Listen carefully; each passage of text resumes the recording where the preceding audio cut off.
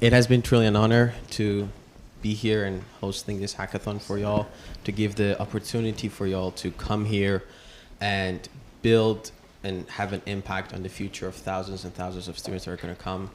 And it was a privilege for me to be here and serve you guys. And from all the team of the WebReg Hackathon, me, Greg, Austin, and Ryan, our great mentor, we want to all thank you for putting in the effort, for coming in here, for building your prototypes and having an impact.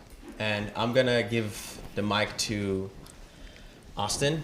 He wants to introduce someone very special to us. All right. I got a mic. So. Okay. All right. Thanks, Hollywood. So now we'll be having a nice little keynote speech from the wonderful Dean Magnus Egerstedt. He's the Dean of Engineering. His research pursuits center on control theory and robotics. His work has resulted in innovations in remote environmental monitoring and precision agriculture, and he's worked extensively on the control of coordination of complex networks. So I don't know what any of that is, but without further ado, Dean Magnus.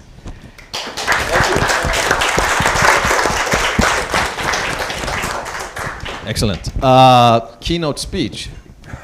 Say a few words is what I was planning to do. So I'm really, really happy to be here. And when Hollywood reached out and said, hey, do you mind swinging by? A lot of times I'm asked to speak and I go, okay, fine. This was absolutely, without a doubt, I really wanted to make sure that I'm here. And when I give speeches about things like this, I try to think, what's the one reason that makes me excited about this? And then I talk about this one reason. I have 3 reasons why I'm excited about this. This is special because the first of all is in engineering, and this is true in a lot of the schools on campus, we like to think about who we are and what we're all about every now and then. And we just wrapped up our own what's called strategic planning process. And the outcome of that was really something that we've started calling Engineering Plus. And you're all eyeing my very elegant button here. It says E+. It is brand new. It was launched on Tuesday.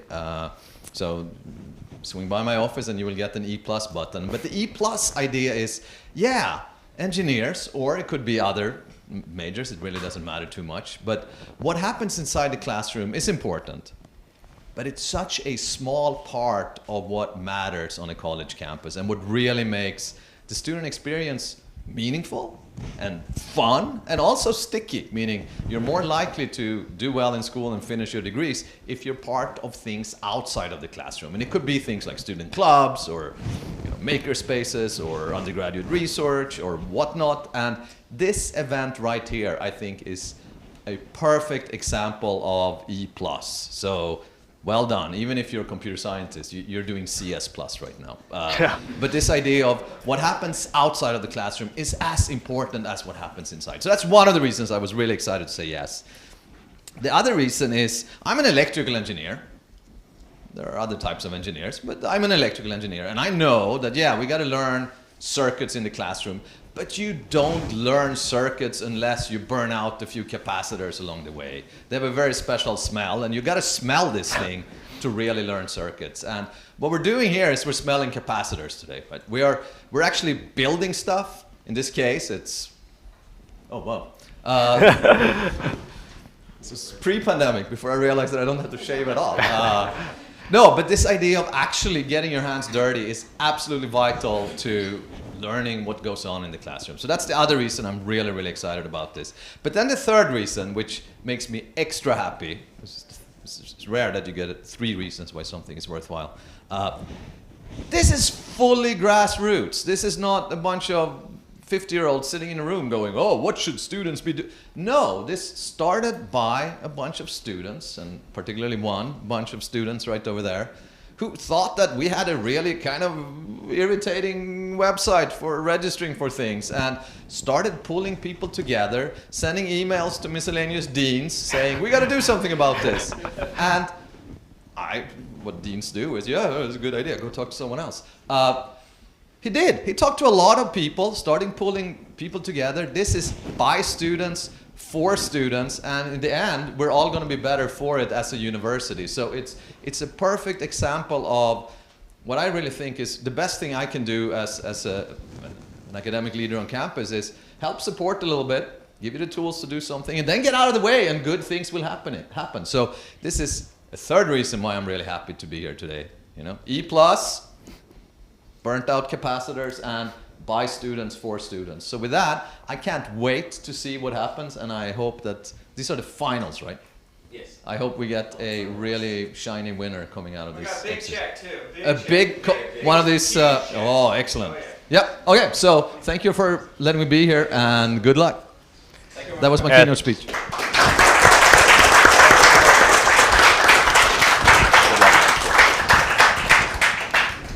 All right, thank you, Dean, for those kind words. Now, tonight we have a star-studded lineup of judges. They're from all over the place, ranging from AWS, Siemens, to right here at UCI. And without further ado, I'm going to start introducing them. So, judges, if you hear your name called, just stand up and wave so everyone can see you. First off, we have Elizabeth Bennett. She is our university registrar. Give her a round of applause.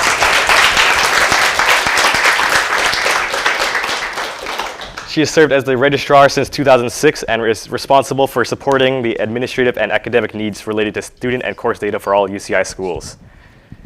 All right, next we have Ed from AWS, but he is not here right now, so we'll move on. We can still clap for But yeah, Ed's here, yeah.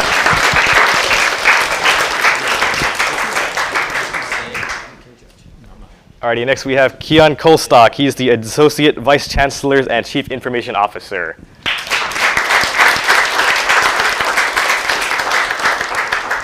He reports to the Vice Chancellor of Information Technology and Data and is responsible for providing strategic vision and operational leadership for the Office of Information Technology. So how cool is that? You have one of the top leaders at OIT here tonight for your hackathon. Crazy. Next up, he's not here again, but we can still clap for him. We got Michael Denon, Vice Provost for Teaching and Learning. Yeah. Hopefully he'll join us later, but for now, you all probably know who he is. You see the emails from him all the time. Next up, we have Jerry Darren. He's the Executive Director, Americas for Academic Engagement at Siemens.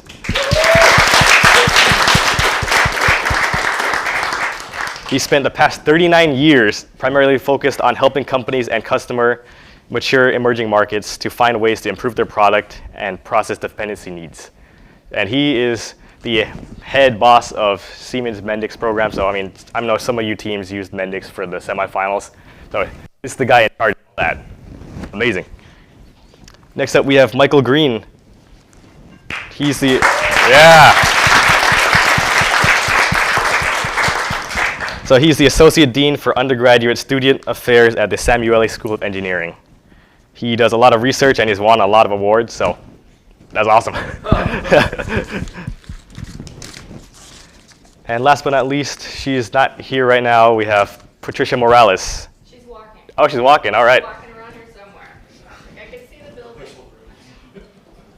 All right, when she comes, I'll introduce her. And also joining us tonight, he just said he was going to pop by, but I'm glad you're staying for a little longer. We have Hal Stern. And sitting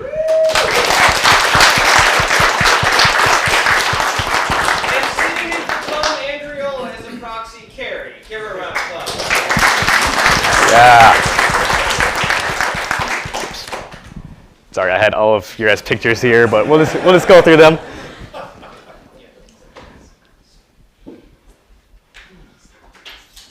Alrighty, so before we start everything, I just want to thank our sponsors again. I know a lot of you guys are out here, and some of them aren't present today, but they've really helped us to get the funding for what we need for this hackathon. It's amazing that we got this thing off the ground, but that's all thanks to you guys, so thank you very much. Yeah.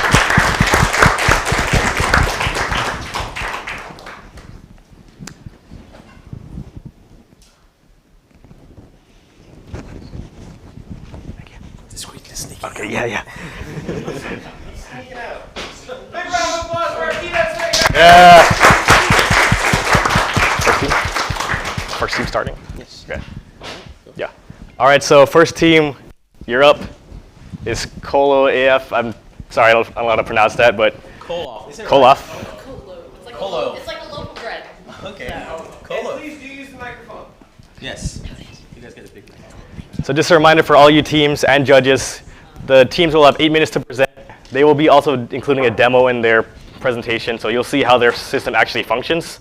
And then you'll have 2 minutes to ask them any questions you have. And then we'll do this for all 5 teams, and then based on the rubric, you can go and decide who wins.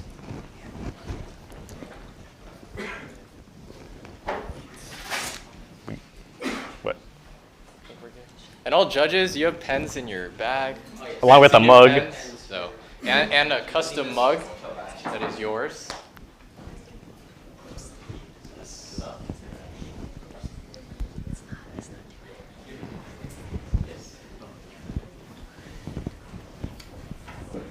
Testing. Also, the mic is not working.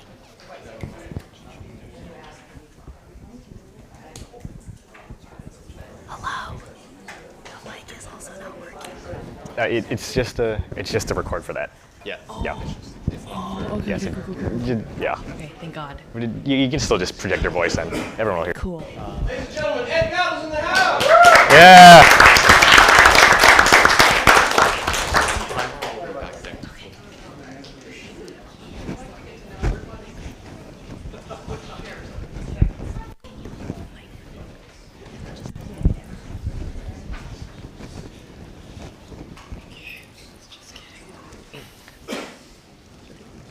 Give us 1 second to set up Alright. the timer. and Just then let me we'll know be good.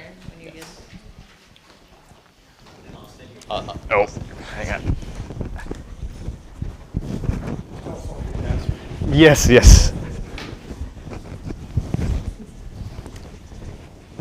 Hang on, I got like 10 million tabs open. We doing a Google timer? Okay, well, let me.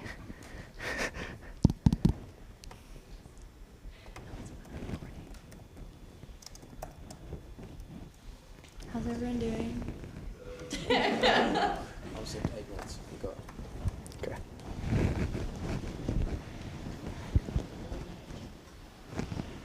All right. Can you guys see the timer? Yeah. Cool.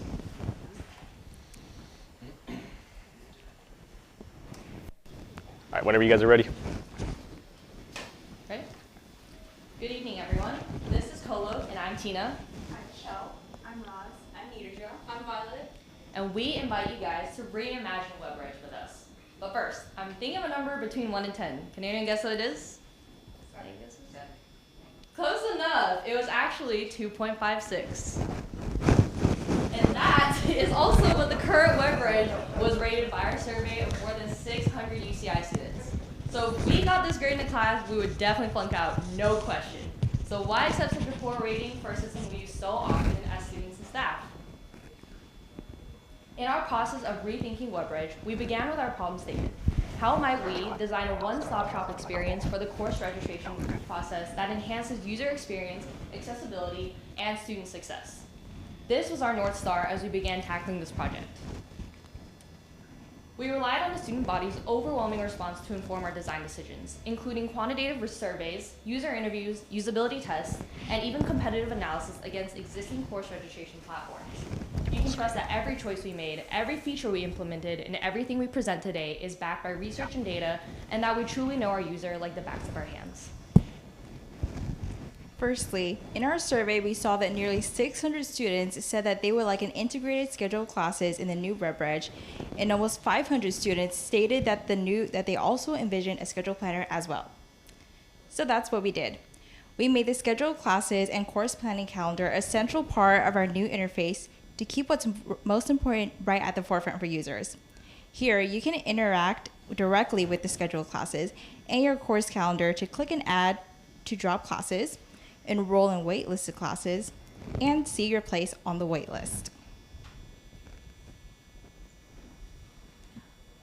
In the process of conducting individual user interviews, our team found that 60% of interviewees said that they disliked having so many different tabs open whilst registering for classes. To combat this, we implemented an all-in-one solution with several existing and brand new features to create the one-stop shop experience. These include a notification system that alerts users about academic holds, fees, and enrollment events, a section on enrollment dates ranging from when waitlist releases to the last day you can add a course, a place to create and see different versions of schedules for students to feel prepared, and at ease when registering. We also allow you to see your study list and a map of your classes on campus. Export your schedule seamlessly to your own calendar of choice, and enjoy an accessible experience with functions such as zooming in, voiceover, and dark mode.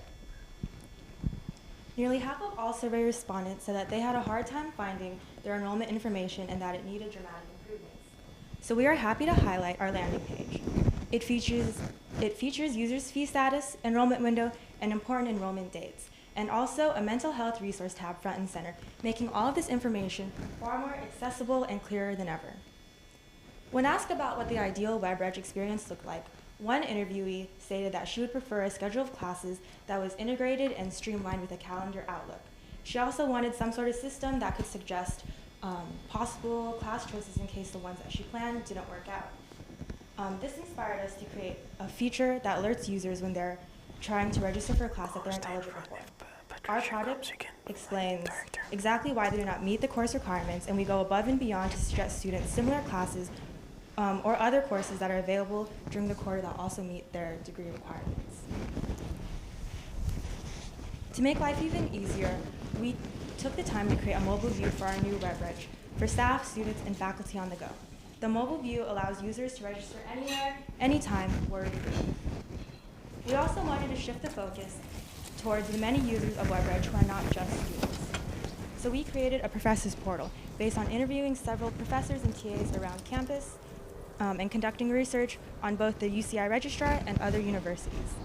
After going through the entire design process, it resulted in our new and improved variation of the professors portal. This feature allows users to perform essential tasks such as inputting grades and viewing the web roster. Beyond this, we implemented a sleek and, more importantly, readable design. Last but not the least, half of our interviewees said that figuring out a class schedule is the most difficult part of the enrollment process. This is why we are so happy to share our most unique feature, which is Optimize Mode, which aims to not just revolutionize the course registration process, but also students' time at UCI. So with Optimize Mode, when students build their schedule for the upcoming quarter, it's frankly overwhelming, and we're faced with so many questions like, which professor should I take? Which combination of classes allows me to minimize my commute days? And which class will best keep me on track for my major? This is where Optimize Mode comes in. Yeah. Optimize Mode saves students the struggle and frustration of curating their schedule by making one for them. Our system creates a customized schedule for students that cross-checks with degree works to fulfill prerequisites, GE, and major requirements efficiently, while also referencing the quarter's course availability. Right now, I think they're about halfway through the presentation. So let's take a look at Optimize Mode inside WebReg. Our innovative filtering function allows students to customize their schedule to classes that will best suit their needs, rather than compromising on time and efficiency. It's perfect for new students unfamiliar with the system. Undeclared students can explore possible majors, and commuter students can minimize travel days. Those who are looking to develop new interests can get various GEs recommended to them.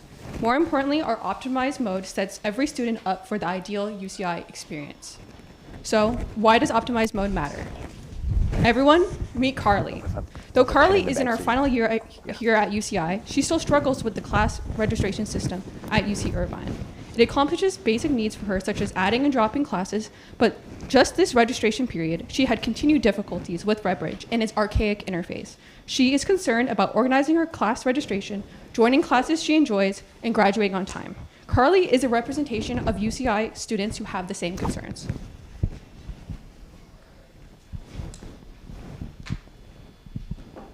Optimize Mode will open new doors for all students at UCI and revolutionize the course registration process. Optimize Mode will save students time by allowing for alternate schedules as classes begin to fill up. It can help diversify students' classes. For example, Carly took Art History 55 on Disneyland and loved it so much she ended up interning at Disney. It aims to increase student retention and increase graduation rates by helping students get the classes they want with ease. Thank you so much for listening. And we're now going to open our presentation up for questions.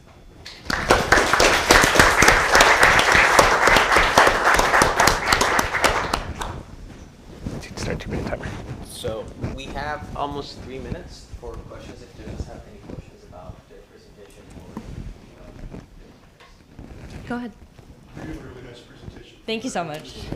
I'm curious, it's great that you did this case study and talked to different students. Did you find that the responses depended on which school the students were from? The scheduling, same for engineering, is probably for social sciences. Yeah, so one of the major differences that I saw personally when we were conducting our survey and our interviews and our usability test was that a big thing when it comes to scheduling is how fast a class fills up. Some majors are really competitive. For example, I'm a criminology major and everyone wants the same class. It fills up like on the second day of their enrollment window, whereas schools like maybe chemistry, there's only one choice. So that's why all these different features vary because they serve to cater different people. Whether you have certain disabilities or you are someone who's looking to get that class as fast as possible, or maybe even come up with different variations just in case your enrollment window, isn't as early as you would like it to, whereas some other people are less concerned about that and they care about getting to school on certain days or they're a commuter. So all these different features serve to cater different needs for a diverse student body, whatever major you are. Thank you. Yeah, go ahead. So, building on what you just said, where everybody's busy. Yeah. And the fact is you get halfway through it and then you get disrupted. Is there a way to capture and store the information where you're at, or do you go back and edit it and move it or change it? So how flexible is it from that perspective?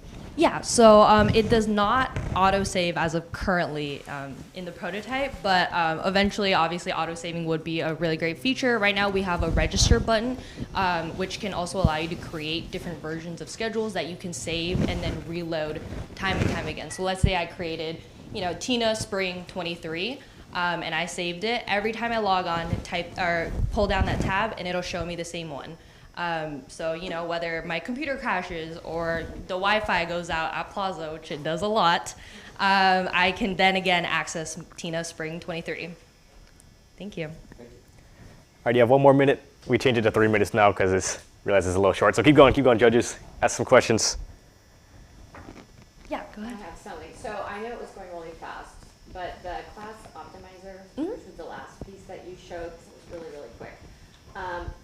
I know that you showed it for Carly, right? So that's optimizing one student. Do you guys do any work or forecast out long enough? What is it going to take to optimize, let's say 15,000 students? Well, let's just say 8,000 seniors, right? And that's how is that going to work in terms of looking across the breadth of classes that we have? Yeah, so with our optimized mode, it's not like we're optimizing for a general student body, but rather it's tailored for each individual. So how our optimization works is that we take the students' degree works and see what classes they've already taken, what classes they meet the prerequisites for, and cross-reference that against what is currently being offered in the quarter. So they're given the best opportunity to take classes that they need. Okay. And time. Thank you. All right, thank you guys. Give them a round of applause again.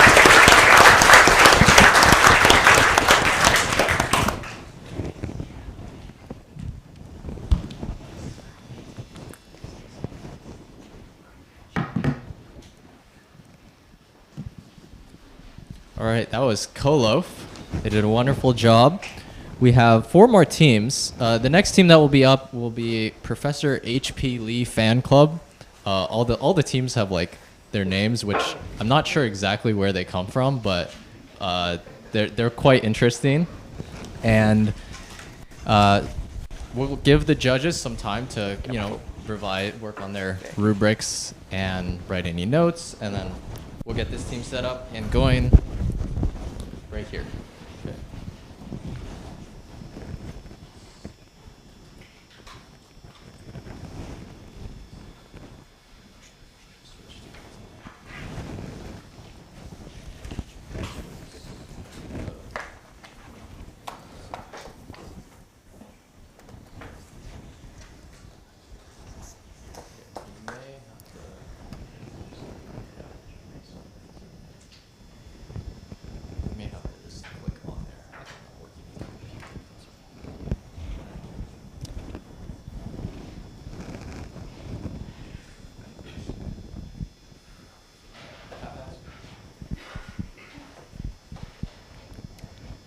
Breathtaking, life-changing, inspirational, dare I even say, transcendent. You probably think I'm talking about a religious experience, but I'm really just talking about CSE 112 with Professor H.P. Lee. But folks, we have a problem. There's a big problem. That students who want to enjoy this wonderful class, they have difficulty because navigating WebReg is quite honestly difficult. Between login authorization, not ready, multiple accounts on multiple devices, things of this nature are causing students to be frustrated and not be able to experience the wonderful, wonderful class that is CSE 112.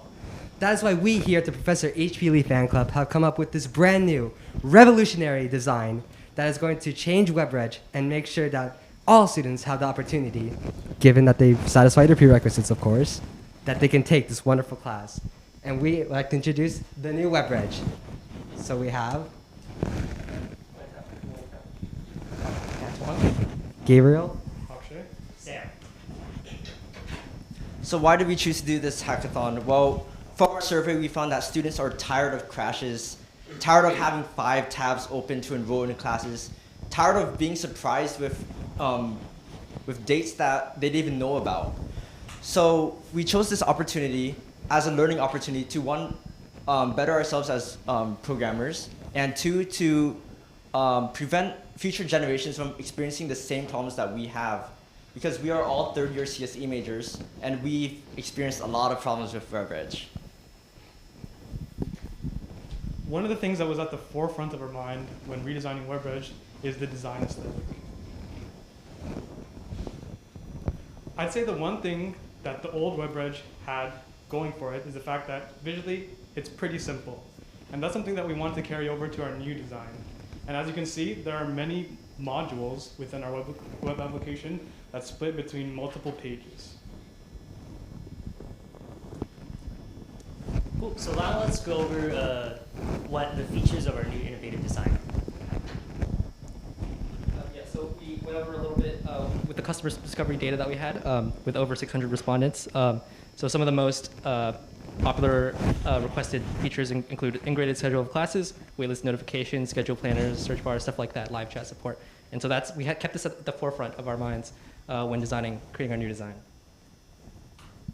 And with that customer discovery data in mind, we decided to implement these features right here. So we have a help button, Zotpick, calendar, schedule of classes, email notifications, and a plan of study, all of which we'll be going over later in our demo. So in order to give students peace of mind, we wanted to have our design extend beyond the website itself with email notifications. We noticed that the UCI registrar only uses emails for the annual FERPA notification, and we thought that the registrar could use that for email notifications to give students peace of mind. For example, enrollment window reminders, so that students don't have to go off to, themselves to check the website on what their enrollment window is. On enrollment confirmation emails, so that students have the peace of mind knowing that they have successfully enrolled in classes, and waitlist release reminders, so that students have that peace of mind knowing that they've either been dropped from the waitlist or they've been accepted into the class. Another feature that we added is a plan of study. So as a peer academic advisor for the School of Engineering, I work with students in creating their plans. And one thing that we noticed is that it's kind of difficult to manage all these aspects of a student's plan. So what we did is kind of bridge the gap between student and advisor to kind of create a streamlined process for advisors to help students on their plan of study in the future, as well as let students track and manage their plan of study while they're registering for classes. So as you can see here, we have 2 views that kind of match the ones that you would see on the course catalog, the table view as well as the list view. Another thing we also thought about was the professors. So we went back to our motto of simplistic and straightforward, and we decided to then take our original design and slightly modify it in a modular way, so that way we have a professor view. And based on this professor view, we can have professors view the classes, the TAs, and other staff that they have, administer authorization codes for classes that might require one, such as CS 199, like a research class, for example, as well as managing student grades directly through WebReg. And again, based on our design here, it's we again went for an aesthetic that's very similar to other UCI sites as to match every UCI site and make it all uniform. And we also considered the registrar themselves. So maintainability. We used React in order to build our prototype, and it's a very modern open source framework, which means that there's a lot of documentation and resources available if developers are stuck trying to add new features, for example. In terms of classes, the registrar can view enrolled students for classes very easily with our new redesign. And then for administration, the WebReg administrative interfaces allows overrides for prerequisite clearing more easily, and which is more centralized instead of having web admin and WebReg side by side. Okay, and finally, we'll take the last couple of minutes to go over our demo a little bit. So here we have our landing page for our demo, including important information like enrollment window when that releases. We have also our fee status for students to view to see whether their fees have been paid, with a link that goes directly to the Zot account so they can pay their fees if they haven't already. We also have a help button here that links to stuff like mental health resources and also tools to be able to contact an academic advisor through appointments or something like live chat for each of the different schools and academic units we have at UCI, and also for tech issues, stuff like that. Yeah, and so we have our enrollment window. Again, we wanted to keep everything simple and streamlined. We didn't want to clutter all our pages too much, so we have different tabs that are easy to navigate through. So we have enrollment window. We can classically, like with the current system, we can enroll using course code, auth code, grading options, stuff like that. We can also search for courses, like for example, EECS 112, and that'll give us the specific course that we searched for.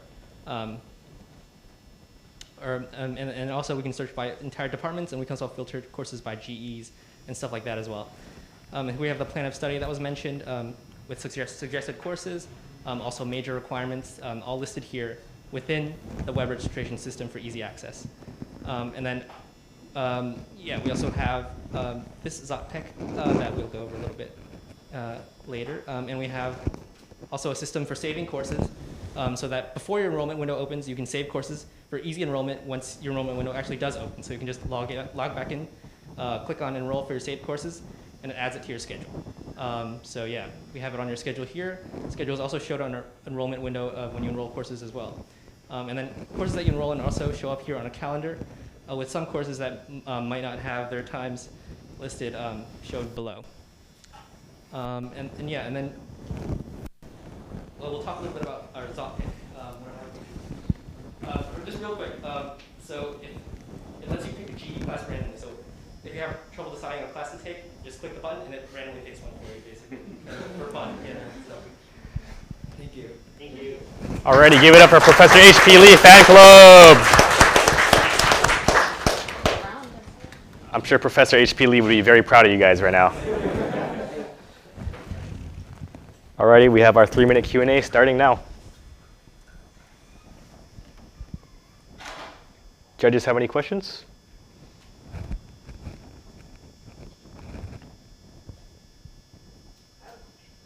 Yeah, go ahead. Have you guys thought about integrating the UC online courses into WebReg where you work cross-campus with all the UCs? Or so right now you can't register for the classes. Right, that would be a very nice feature to have. But at the moment, we haven't considered that. But yes, that would definitely be a very nice feature.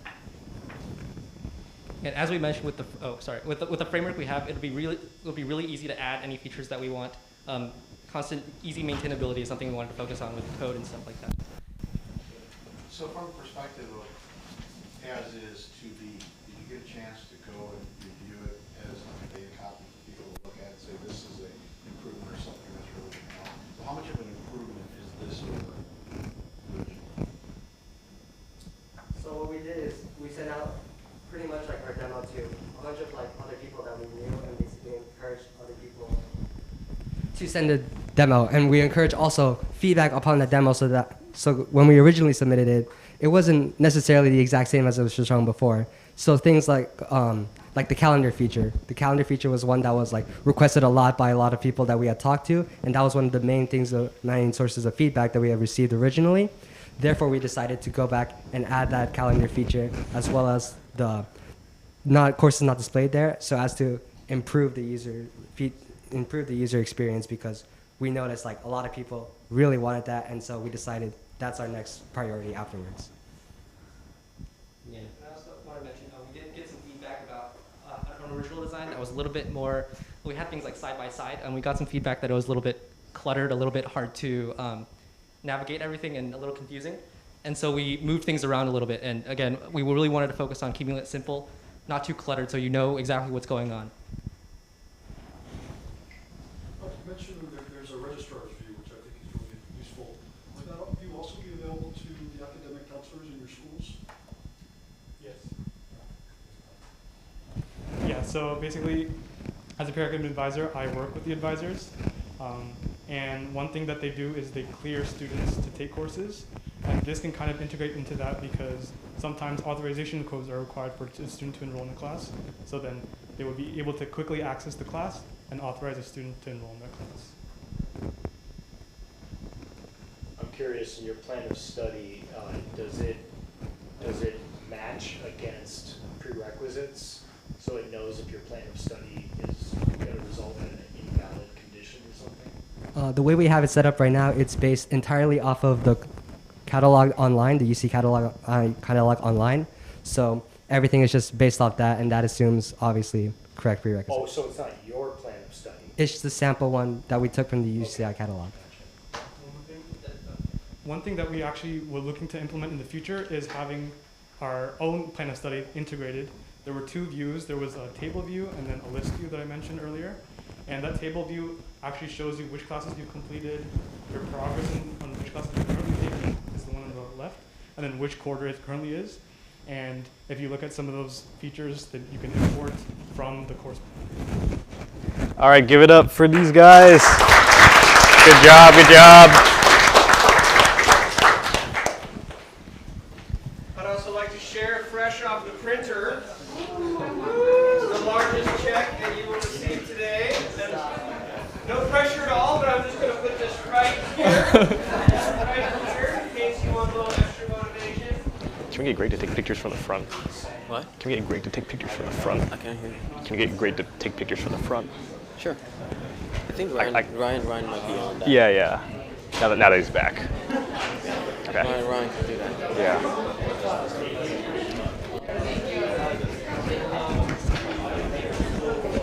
Elizabeth, did you take a look at your token? Take a look inside. We have pens.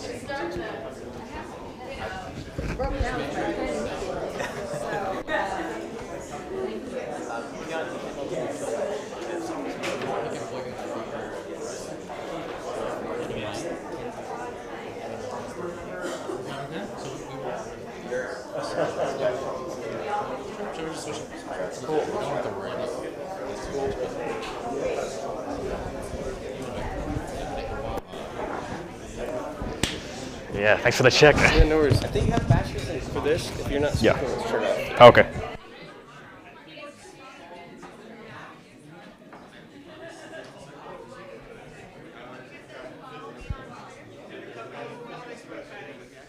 That's a nice check.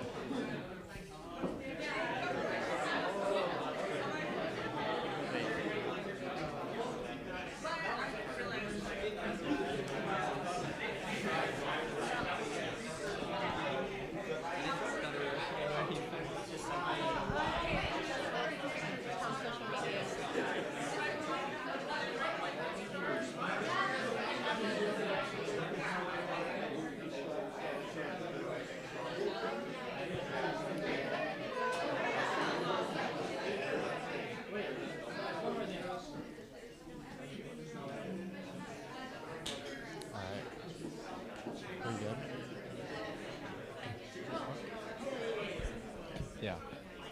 All right, we now have our third team. It's another team which I'm not sure exactly where they got their name from. I suppose being a student means you could be unemployed as well.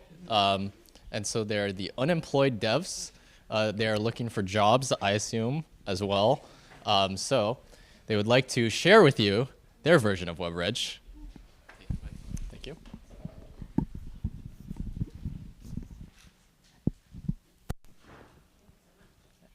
So I have a story of this transfer student who was so excited and nervous for his first quarter ever at UCI. But here's the important part. He had to sign up for classes, right? So there's so many tabs open. What's going on? I don't know. And then woof. Oh, finally he was done. But a week later, he wanted to drop a discussion. And then he typed in the code. And then the moment that he clicked that drop button, he realized, oh my God, I mistyped one digit. So with a snap, without any confirmation, the class just got dropped. That's it. That's it. So it's like, oh my God, now the class is full. The waitlist is full as well. He couldn't do anything. So he had to push back his study plan. And that was a sad story. But actually, that was my story. My name is Sebastian, and we are the Unemployed Dev. And here are my beloved teammates. Hello, I'm Sanika. Hi, I'm Idhan. Hassan. I'm Nathan. So this is why we are here today, to introduce the new version of WebReg. So, introducing WebReg Reimagined, designed by the user for the users. So based on the sample of the UCI student body, 73% of students were dissatisfied with the current WebReg system, rating it at 2.56 out of 5 on average. So this shows a need for improvement. In addition, here are the most popular features that the students wanted, which we addressed with our new system. And here are design principles that we have in mind. Intuitive, accessible, foolproof, and minimum effort. So why not let's take a look at user flow. How about that? Yeah. Designed from the ground up, our new approach focuses on keeping the user flow quick and intuitive. Signing up for classes just takes 3 easy steps. 1, search for your classes. 2, add to your bag. And finally, click and roll. That's it. You're done. Signing up for classes has never been easier, and in just in 3 easy steps, and most notably, all on one page. Now, when it comes to making a search for your classes, we have 2 options. You can use the search bar, where you can search directly for the class that you want, or if you're old school, you can use the filters, and also we have advanced filters down below. After enrolling, you can also go to Study List to view List View, where you can drop a class, and also Calendar View. Now, unfortunately, impacted classes do tend to fill up quickly, and it's stressful if you're put on the wait list, right? We've all been there, so we wanted to mitigate that stress by offering waitlist notifications, where a student will receive an email notification so they can stay updated on that one important class. Lastly, we wanted to make class registration a pain-free experience. So, if you're struggling with anything at any time, you can open up our live chat feature and you can get some help if you need. You know what? What if, just what if? What if it's instant? Like, bam, done. So, picture this. You're a student and you need to enroll for your classes. Your enrollment window is about to start, but here's the problem. You have an exam, or you're in work shift, or countless other reasons. I know many students have had to deal with this, so say hello to auto-enroll. Auto-enroll has a feature where students now have the option to sign up for automatic course registration, which will have the system enroll a student's saved courses the moment their enrollment window starts. Once you add the courses to your backpack, all you have to do is just go to the icon and click auto-enroll. The automatic registration ensures that students do not miss out on their preferred courses, and it provides a hassle-free registration experience. We're all humans, obviously, so we make mistakes. So with our foolproof design principle, we want to minimize that mistake as small as possible. So in the current WebReg, let's say you want to drop a class. So you enter the course code, but it's the wrong course code, which, come on, is a pretty easy mistake to do. All these codes look the same. The old system will drop that class without any confirmation, and you might not be able to enroll in that class again because it might be full. Well, to combat this, in our new system, we provide confirmation messages, which will show up when a student wants to drop a class to prevent this error. And adding classes can be minimum effort as well. Well, here is where a suggested classes feature comes in. It is a game changer in terms of course planning. It takes all your information from the degree works, like major requirements, minor requirements, general education categories. In case you are commuting and you just want classes on Tuesdays and Thursdays, we got you covered then too. Using all this information, an algorithm will give you a list of classes that you could take to get yourself closer to that shiny new degree. Say goodbye to hours of course planning, because this feature is guaranteed to save you time and effort. And of course, we don't forget about our beloved faculty and admins. UCI professors, staff, and admin can view all the information they require on one central hub. The admin portal integrates the eSoc, where generally admins edit class information as required. So on the left panel, they can either create a new class or they can edit an existing one. On the right side, they can edit the classes they require. They can change the class name, instructor name, they can apply restrictions to the class, whatever they want.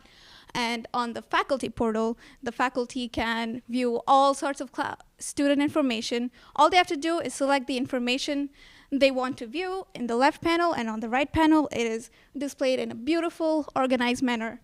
And in case they want to add student grades, which they haven't done so yet, they can just add it on the side. Everything is in one page. We also want to introduce everyone to our accessibility feature. So since inclusivity for everyone is important for us, we have made our website compatible with a screen reader. We have done so by putting alternative text for each image, which would work in this manner.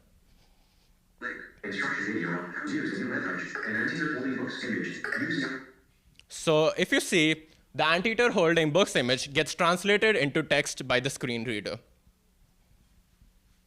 Whoa, what's that? I can't read that slide with that font size. Why don't we make it bigger? Well, this won't be an issue with our website because you can customize the font size to suit your needs. We always strive for simple design, intuitive, and accessible. Our design motivation behind this exact screen is because there's so many classes. It's so hard to read, which is why with a consistent color palette and a beautiful, organized manner, we display it instead of like this. Yeah. And also, we wanted to make our new design a little familiar, which is why we have a backpack feature, which emulates a shopping cart feature like on online shopping websites. And also, with our website is built according to official WCAG accessibility guidelines. With our design principle being intuitive, accessible, foolproof, and minimum effort, we welcome you to the new era of WebReg. Thank you. We are open to any questions.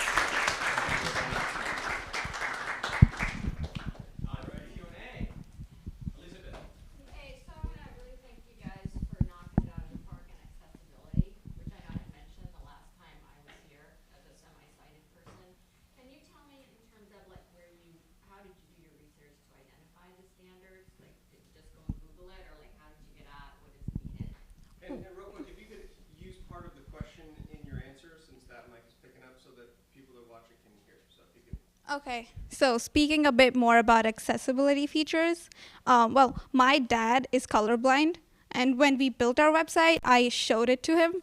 And actually in my freshman year, he was helping me pick out my classes, but he couldn't really help me out a lot because everything looked like really confusing. But he didn't really have that much of trouble with this one, which is why we've definitely included accessibility as a part of our website. Also, I just want to add that we did research a lot of stuff that also existed. For example, in Apple accessibility feature, in Discord accessibility feature, where you can like manually increase the font size, also contrast, color contrast that follow the accessibility guideline, and also we want to well, the voice, the text-to-speech, it could be slower, it could be faster, up to the person pace that they want. Very customization, very depend on individual because we're all different and we need different needs. Yeah. Thank you. Yes. So I like the auto enroll in principle. It does remind me of Southwest where I can pay and get them to automatically check me in for my plane. But I noticed my seat number is getting later and later with the auto check-in as more and more people pay and do it. So my first thought when I saw auto enroll is every student's going to use it. It'll then either crash or no one will get enrolled or everyone will get enrolled really late. So yes, you're right. with your auto enroll.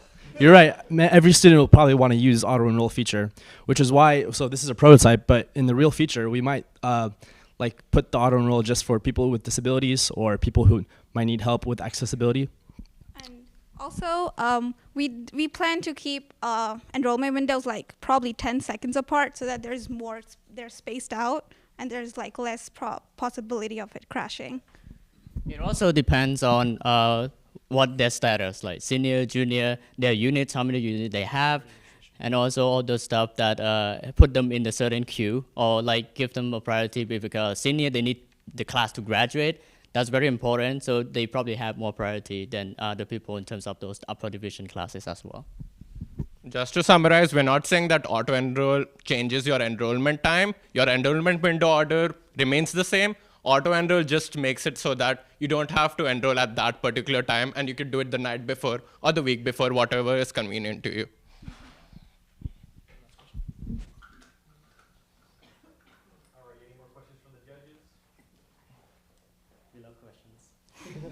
We have answers. Thank you.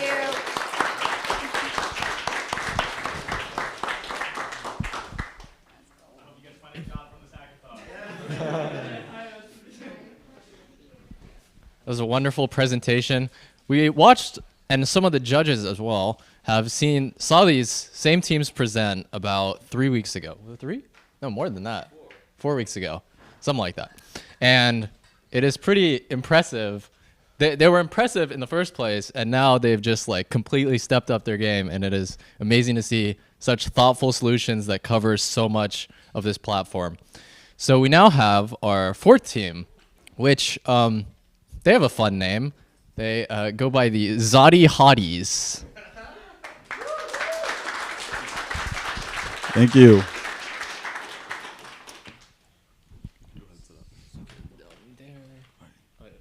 Yeah, I was hoping he wouldn't say that he doesn't know where he gets that name from. It's kind of obvious. Joking.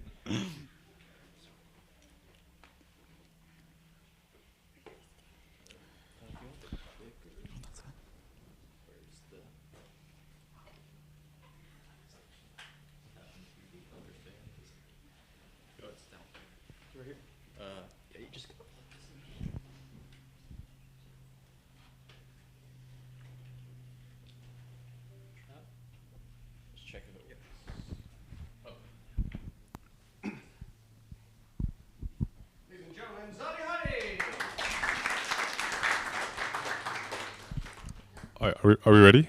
Yep. Okay.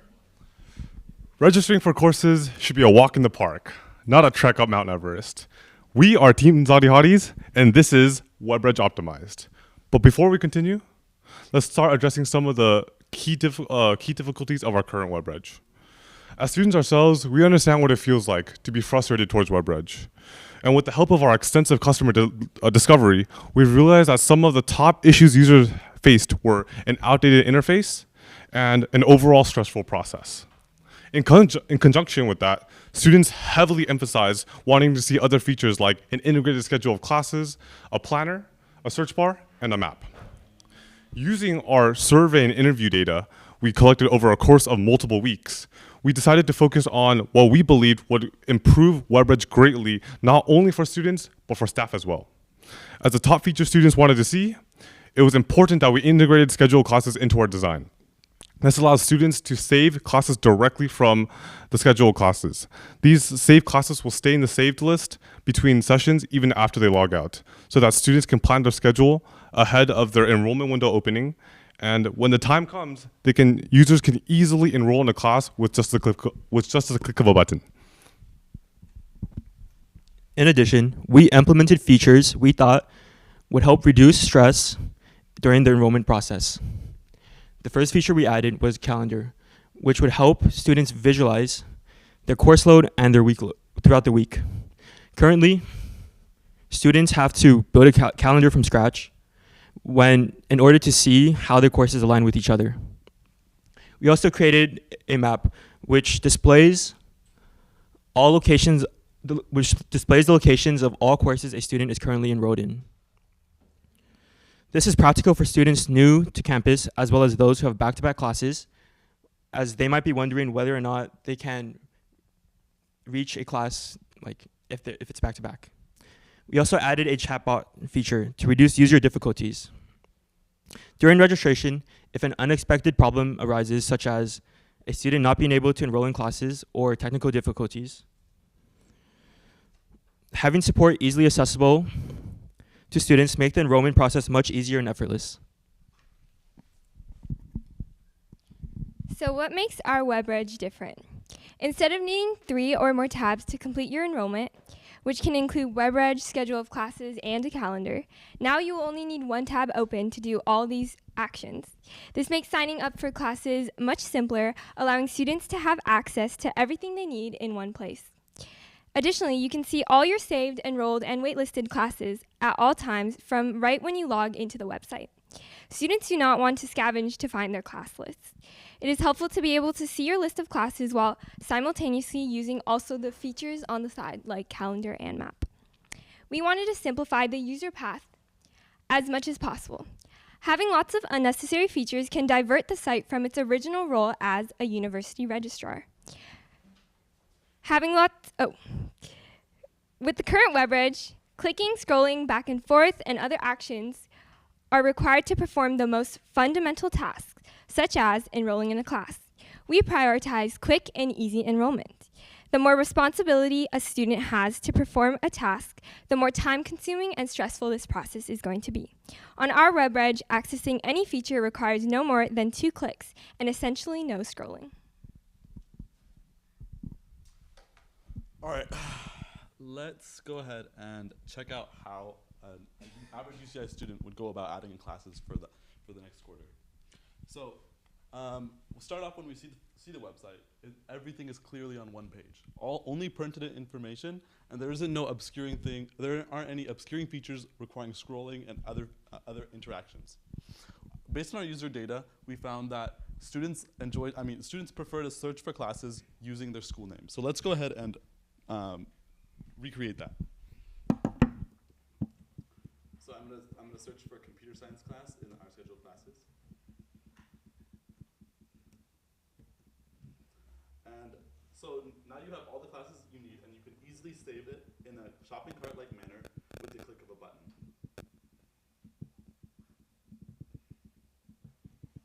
So now that you have all your classes saved, all you need to do to enroll is once again hit the button. And there, you have it. Your classes are already enrolled. With 2 clicks, you can already be in your class right off the bat. That's so important to us. That was one of the most important features that we wanted to implement. So a student could be done at this point if he chooses, but if they want to check out the other views, you can look at the calendar.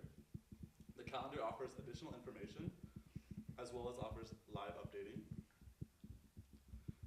Additionally, our map also live updates based on the added classes and obviously helps students find their way to class.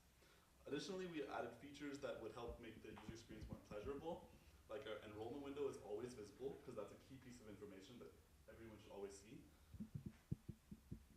And additionally, we have a Zot chat that can help with questions regarding, let's say, advising. Gives you a link.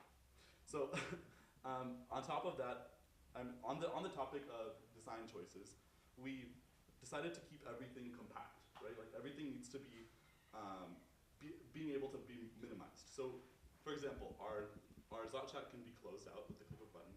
You can hide your enrollment window for privacy or whatever reasons. And once again, you can collapse all of your separate sections. Additionally, we've meticulously color paletted our design, and every feature is matched to the university guidelines. Similarly, our schedule of classes is designed to be similar to the official schedule of classes because that familiarity creates a sense of security amongst our student body.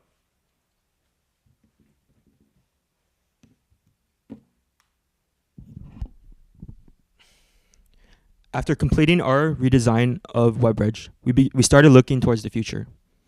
We began by considering the professor's implementation of course registration. We interviewed multiple professors throughout different departments, asking what they thought could be added or improved on.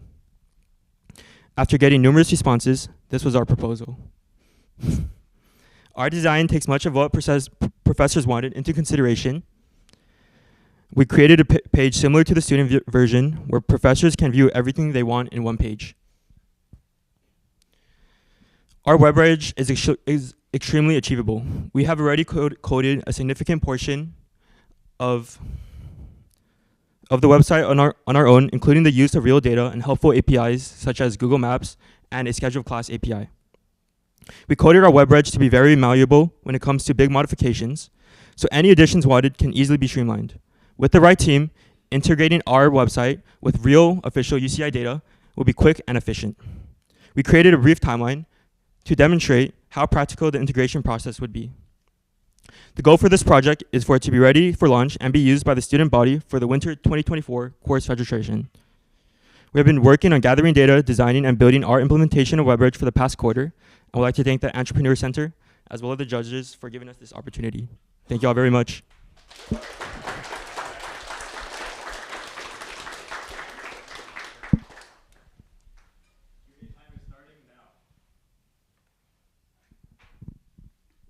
Good. And with apologies, I have dental work, so I'm a little, my mouth is struggling. Do you have prerequisite checks when you were noting, you could save the course and then just go into it? Are there any built-in? Yeah, so once again, so similar to some other groups, we source data directly from schedule of classes, and that inherently has prerequisite information. So since we don't have specific student information, like for someone to log into our website, we wouldn't know their personal course history, and we can't cross-check it, but we already have logic in place that restricts classes. So once again, extremely easy, extremely malleable. All we have to do is add a little bit, and then it's all set. You did mention one of your keys was like everything's visible and all of that. How did that, so that looks great on the website, how does that translate if I put it on my phone? Oh, so we actually do we have it on the slides? I think so. Yeah. So we have it over here, and there is some scrolling features where you can scroll from on the x-axis and on the y-axis on the left-hand side. But we did want to, our next move would probably be to have an option for the whole phone to be each side, which you can switch off of. Which both work. We've given it to user data, and they've all found no problem with the other one. But that's just looking ahead. Did you have a waitlist function for this? Yeah. So over here, one of our sections is waitlisting. Once again, we don't have access to. Well, at the time, we didn't have access to specific class density. So we don't know if it's full. But we have functionality so that if the class would be full, then it would get sent to the waitlist. And the option would change, right? It wouldn't be enroll, it would say waitlist.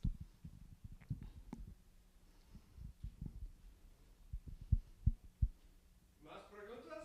I have a question. There we go. One thing I haven't noticed, and correct me if I'm wrong, this may or may not happen to me once. I enrolled in a class, and I didn't realize, I think I was transferred, so I didn't hit the discussion, and I was stoked, I got the class. Yeah.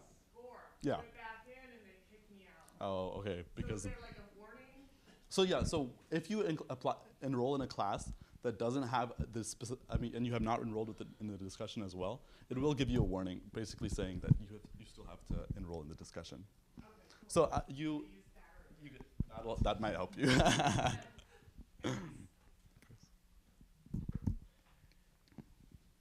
any last minute things already? Give it up one more time.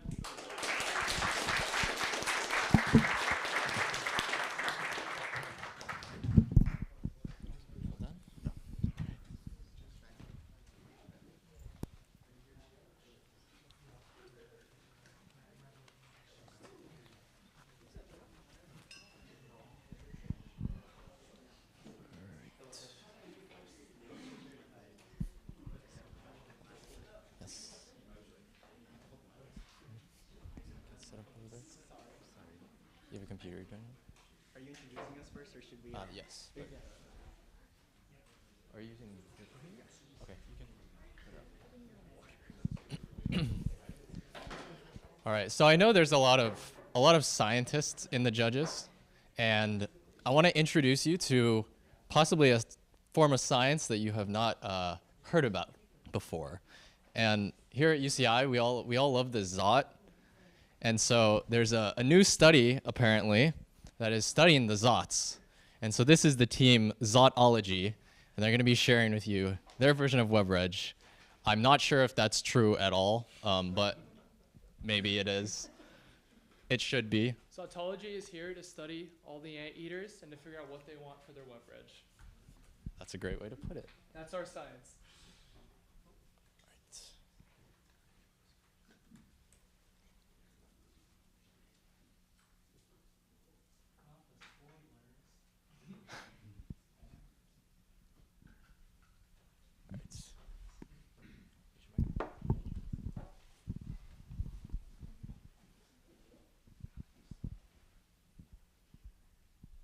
Good evening, folks. We're Zotology, a group of 4 friends who are committed to reimagining, redefining what it means to use the WebReg system. Because, let's be honest, in this enrollment season, spring season, we could definitely use fewer tabs.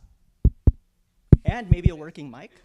Oh, okay, thank you. I'm so sorry. Yeah. Because a modern-day registrar requires modern-day tools. And, well, with better tools, anteaters have more time to achieve the impossible. Here's a hot take. WebReg works. Ooh, I know. But it can definitely be more helpful for our everyday anteaters. For our first iteration, we considered user pain points, including how users complained of too many tabs, slow loading times, and difficulty understanding how to navigate the classes UCI offers. So, with our first iteration, we addressed all of these pain points. However, for our second iteration, we present to you today Zotology's Reimagined WebReg.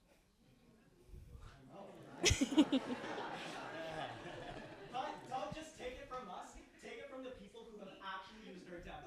After our first... Am I right?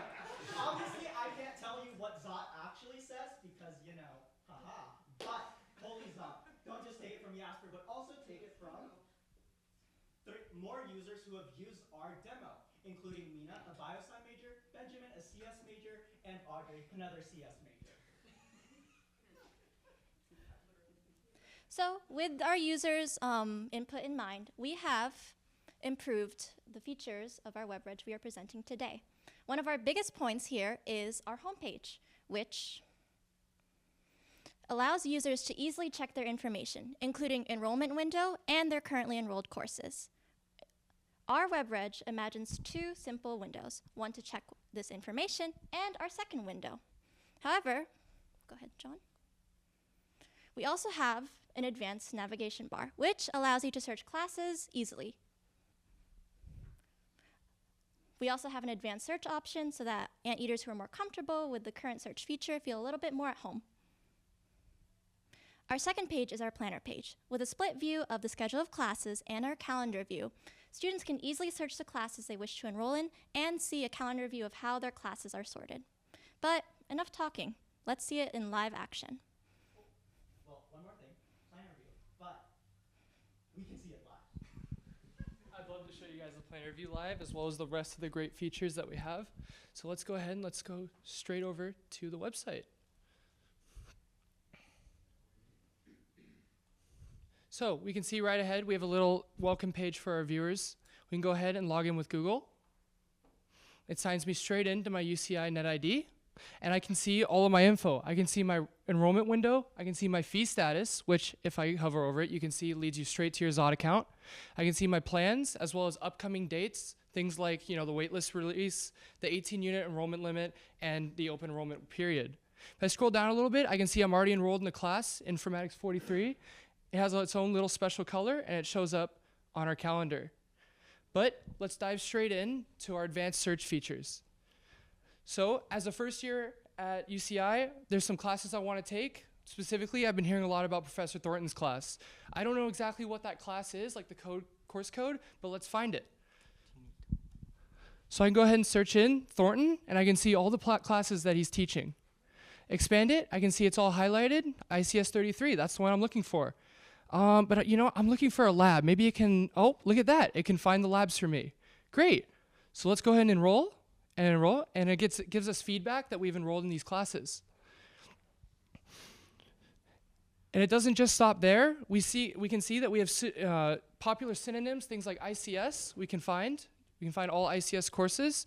And let's go ahead and enroll in this class right here. Moving forward, we can jump straight into the plan view after we go again take a look at our colors down here, and as well as our full screen view of our calendar. Jumping into our plan, let's go ahead and create a plan. We can see that we can quickly rename things, such as a fun name. Just go ahead and save it. We can also see a calendar view for our plan, and let's go ahead and find some courses to plan, right? Let's search for a code. I have one on hand. Let's see, 36. Oh, there we go. Informatics 43. Now, when we hover over plan, we can see it gives us a little bit of a preview what we're going to see, and we go ahead and hit plan, and it adds it again with that feedback. We go back to our list view. If we decide we don't want it, we just get rid of it. Go ahead and add it back, or we can just straight up enroll it. Oh, look at that. I'm already enrolled, so it won't let me. If you enroll, it'll go straight to your enrolled classes view on the home screen. I can also tick auto enroll and go home, and you can see it's already set up. It changes colors. You know it'll enroll you on your enrollment window. Thank you, John. Can we give John a round of applause for that wonderful demo? Uh-oh. Technical difficulties here. I'm sure our friends at OIT know a bunch about this. Oh. Oh. Somebody did unplug from there. Is it? Zootology.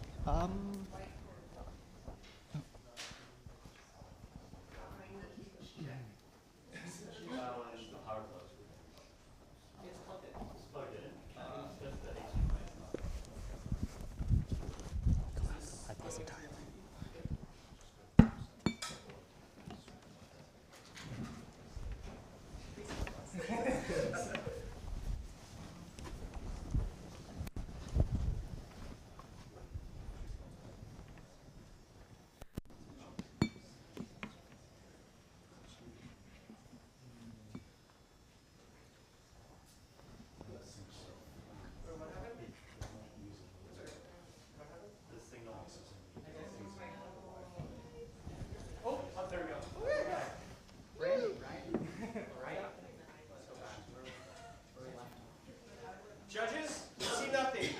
Yeah. Totally.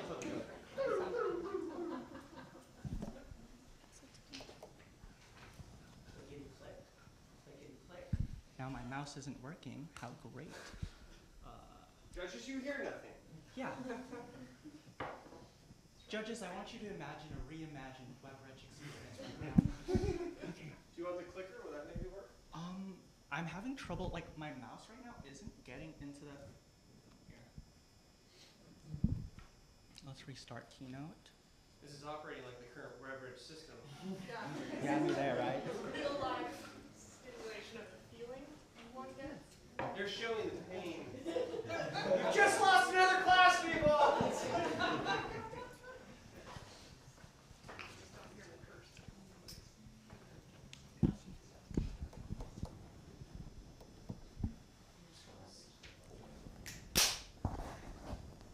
Hey.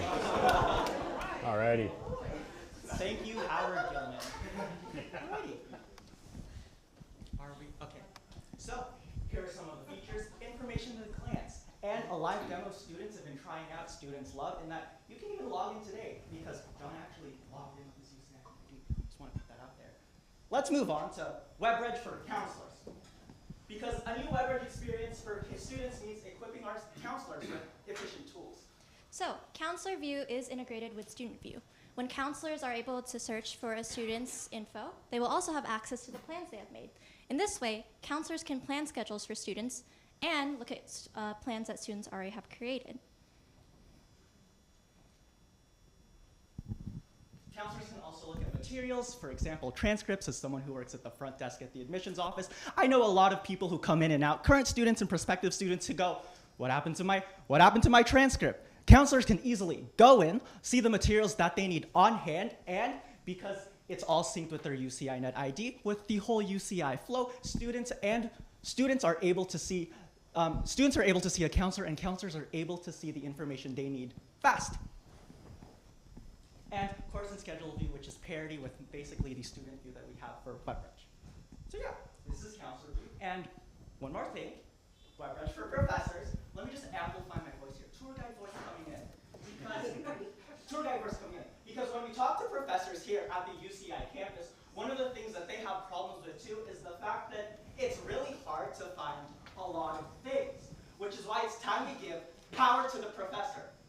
With WebReg for professors, with information at a glance, the same information at a glance that students are able to see with parity on the professor side, so that they're able to get work fast, and it's because information is synced with their UCI Net ID, they're able to see their classes just like that. We even brought in the legal text in there because we all know that the Office of Risk Management is going to love that, right?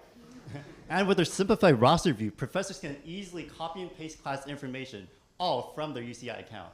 And finally, we introduced grade view, where professors can import data from Excel from Canvas, and web admin will automatically filter and parse students' grades and calculate their grade scale. Yeah, that's counselor view, WebReg for students, counselors, and professors. And well, why is ontology? We're just going to squeeze through this quickly. Our WebReg design uses existing data. We have 200 plus users. Our robust demo worked because we had over 1,000 API calls, 20,000 searches, all working. And wow, that's it. We were designed by anteaters for anteaters, and we were designed first with the anteater in mind, specifically pulling from places like,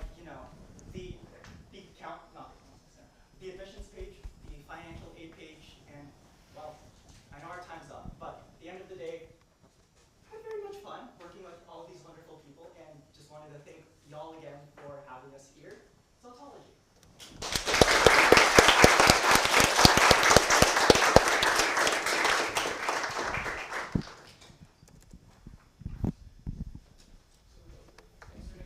Oh yes, Q&A. Yeah. Let me give them mic to judges. No, it's okay. Leave it there. That's fine. Oh, yeah, I'd rather hear their answers. Elizabeth. Yeah, so I know pretty much all the teams we saw did a ton of student surveying, right? Like in the hundreds and hundreds, right? So since you just showed us an advisor tool, how did you survey our advisors? Advisor tools, when it came to WebReg for counselors, a lot of the work that we put into designing it came from my personal experience working the front desk at the admissions office. We use a system known as Slate, so we're able to enter information like my own UCI Net ID, my student ID, my first and last name, and then we go through the hoops of, hey, what's your date of birth so we don't violate some laws here? And a lot of the situations when it came to working for WebReg from counselor came from personal experiences of people coming in and out of the office, very confused about classes. And because the admissions office is the first place students like to go in and out of when it comes to getting help from UCI, I think a lot of my experience from that helped. And also, it also comes from our experience going in and going to see our counselors. We all know the time that we either brought our laptops or a piece of paper, and we wrote down all the classes that our counselors had in mind for us, and then we took that back to the drawing board. The way that we did it, you add a class, you make a plan with your counselor, you go home, and it's on your UCI Net ID, it's on your WebReg, ready to go, ready to be enrolled. Thank you. Question here? Did you want to ask a question up front? Any questions up in the front? Oh, you said it. Any more questions, judges? So 1 minute left. Yeah. Anything come to mind? All right. Question 1, question 2. Oh, I'll ask one. Okay. Yeah. So, when you were first doing it and in testing, like there was a lot of hitting the enroll button, and you had to go to something that's the plan and then enroll. Since you hadn't mentioned the plan one, I'm like, well, what if I am here and I don't want to enroll, and I just want to save it for like, do I then have to switch over to the plan? Like, what's the flexibility there? So we actually have a component ready to go, and it's basically a drop-down menu that it'll be on the main home screen search. That was a big feature that we wanted to implement, that you have an add to plan right next to the enroll button. It's a different color to obviously give it that accessibility. It opens up a drop-down, you one-click add to a plan, and it shows up right when you go back to that plan. It'll also let you create a new plan with that class in that new plan as well. Yeah, thank you. So do you have any integration with DegreeWorks data so that your plan can you be able to see right there how that would? Mm-hmm. So yeah, so that's the next step, right? Is integrating it with the user's personal, what they've done in DegreeWorks. And we have, again, we have everything. It's all saved on a database. You can refresh the page. Everything is still there. So it's simply as easy as integrating with the database, and it's good to go. All the structure is all in place for that. Thank you. And that's it for questions. Thank you. All right.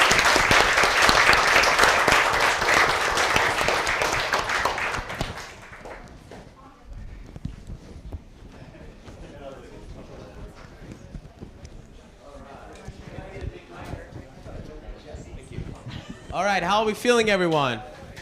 Feeling Feeling good. You're done with your presentation. All right. Let's go. So, we have pizza outside. We realized that a lot of you couldn't get the pizza, so we ask you to, right now you have the break, you can go outside, get some pizza. And the judges, I have to ask you to please go to the room there so you can deliver it. And after you guys are done eating your pizza for 5-10 minutes, we're going to have Ryan Tholen, our keynote speaker. He's going to talk about his own crisis while he was registering for classes. So he can relate to us on many levels. All right, have a seat, take a seat, grab a seat. I am what is standing between you and a $3,000 check, or $2,000 check, or $1,000 check, or nothing. How many people think they won? Yeah, that's a confidence I like right there. All right. I'm winning. Who feels like they're winning regardless? Or who's a winner here? All right. The reality is 4 out of 5 of your teams are going to lose. But that's okay. Now, losing is a part of life, and when you start to accept it, life gets it doesn't get easier. But I want to share with you a little story. I went to UCSB, Santa Barbara. So I'm in the UC school. I'm a gaucho. That means I'm an Argentinian cowboy, but I have an anteater and a knapsack on my horse, okay? I've been here at UCI for close to 10 years now, and it's super exciting to see all the creativity that continues to blossom. I was accepted as an honors student at UCSB, and that means I got early registration. And so I got to choose any class that I wanted before any of my friends and before most of the upperclassmen. I came in undeclared. That's because I did well enough. I'm like, I'm not going to double down on the rest of my life because I don't know what I want to do. So I'm there with my mom in a similar sort of outdoor area like the student center and during orientation, and they hand you this big, thick paper book, thap. And it's like every possible course. Now here I am just like excited to be in college, but I was not excited about making my first decision on what classes to take, especially since I was undeclared. Any other undeclareds in the house? Did you start that way, anybody? Yeah. I opened it up, and then I turned a page, and another page, and then something happened. I started to swell up, and I started to cry in front of my mom, which is also embarrassing, and then I started to sob. And then I closed the book, I slid it across, and in the words I could hardly muster, I said, Mom, it doesn't matter what I take, just please decide the classes for me. And I handed it to her, I stood up, and I walked away to make sure nobody would see me crying, because I'm freshman on campus. Well, I'm the type of person that I'm curious and I'm okay with surprises, and so I had no idea what classes she had registered me for until my first day of school. And so I look at this little slip that they give you, right? And I'm like, okay, DA1, and I go and I get in there and I'm like, whoa, this was the most amazing, elaborate classroom I'd ever seen. Like, everything was covered in red velvet and felt, and it was this huge stage and huge ceiling and It was an actual theater. It was like their Barclay Theater. I had never been in a theater like that before, and this was my first class. I'm like, this is amazing. So what did I do? I sat next to a cute girl and flirted with her the entire class. Just trying to say. I had this move where I'd reach over and I'd just draw what's now known as a hashtag, but it's back in the day it was tic-tac-toe. And then they'd look at me and I'd draw a little X, and then they'd be like, oh, we're playing tic-tac-toe now. And then once the paper is filled up with tic-tac-toe, then you start like writing notes, and it was great. So by the end of the course, I had paid no attention at all.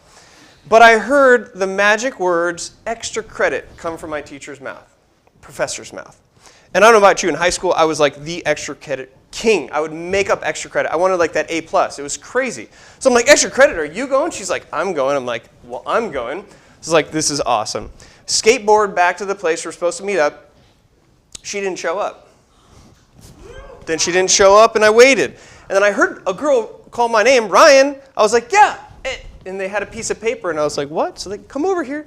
So I walked over, they gave me the piece of paper. They sat me down in a chair in what was like hardwood floor, like a dance studio with a bunch of mirrors on it.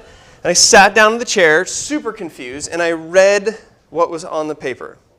They all laughed, like actually laughed, and I was like, threw the paper down, ran out, got my skateboard, skateboarded while crying home, and it was absolutely the worst day ever. So why am I telling you this story? It's because me not being able to make a decision, and my mom making a decision for me, and me showing up into a class that I would have never chosen ever, because we never went to the theater, I didn't know what that was. Fundamentally, that moment changed the trajectory of my entire life. Because I got a call, and it was an audition. I didn't know. And it was for a student-run theater organization that was putting on a version of Sin City. And they wanted me to play Marv, which is the dude that beats everybody up. And this was a scene with Marv, and there's a dead person in the back or dying. It was crazy. And I didn't get it at all, but they thought it was funny that like I just said it straight. So then I went to this read-through thing, and it was like a bunch of upperclassmen and a bunch of beer. I'm like, this looks cool. So I read through, and then I used my martial arts to be way better moves than all of their like theater moves. And I ended up graduating with a degree in business economics and dramatic art. And it set me on a trajectory that I've never looked back. I think there's a lot of art in business. And I think that that's a huge missing part. So my entire life has then been focused and fascinated with live presentations and how you can share ideas in a compelling way. Because if you cannot share your idea in a way that's compelling and succinct, it's just no longer the best idea. And so I want you to think about this WebReg registration and this hackathon and what you've been doing here today.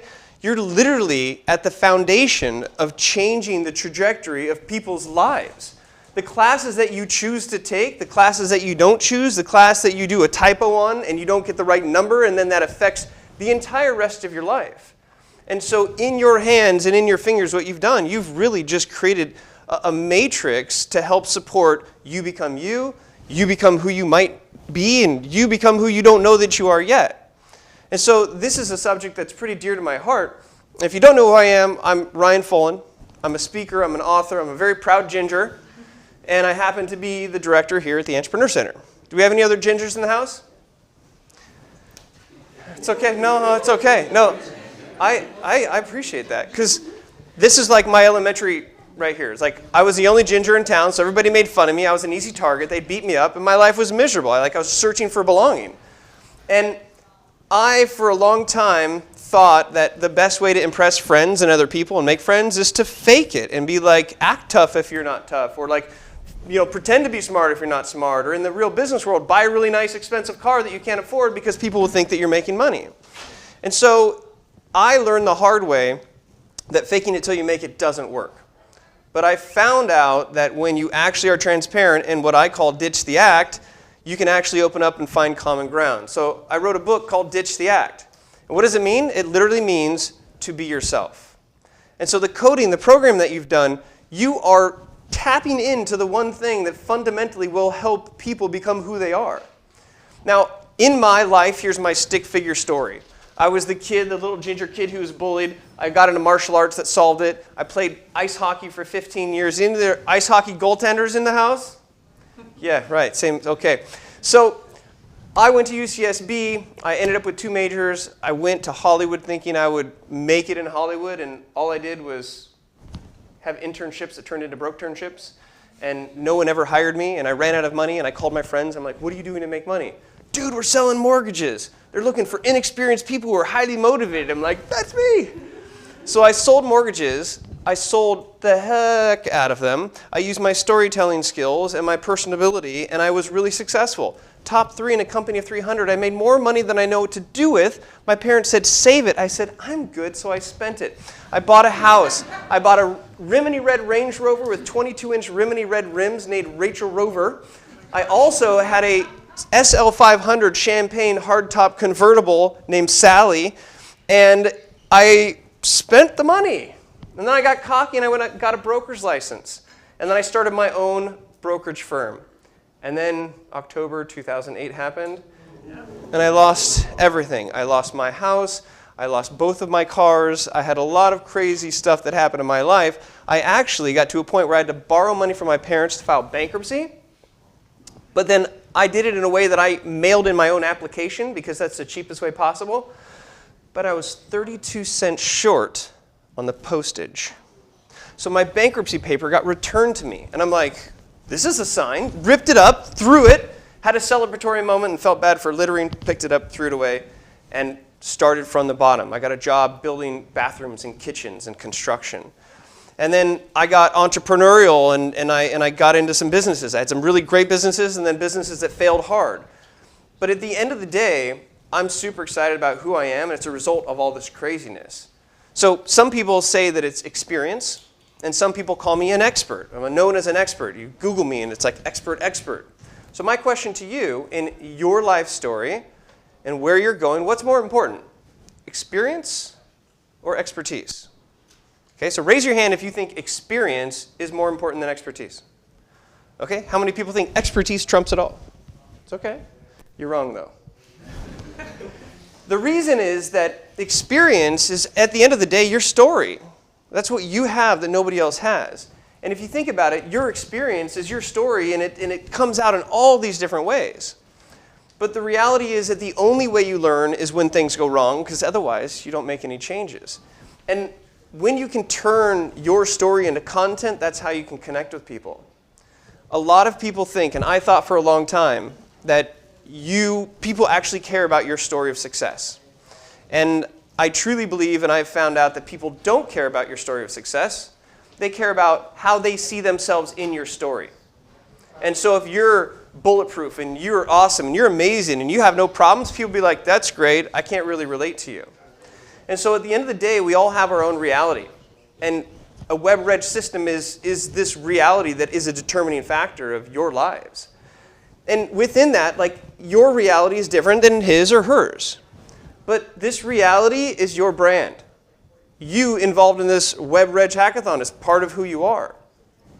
How many people here have a personal brand? Raise your hand. Okay? Wrong, except for you. Because maybe think of it as a reputation. How many people have a reputation? If you didn't raise your hand, you're wrong.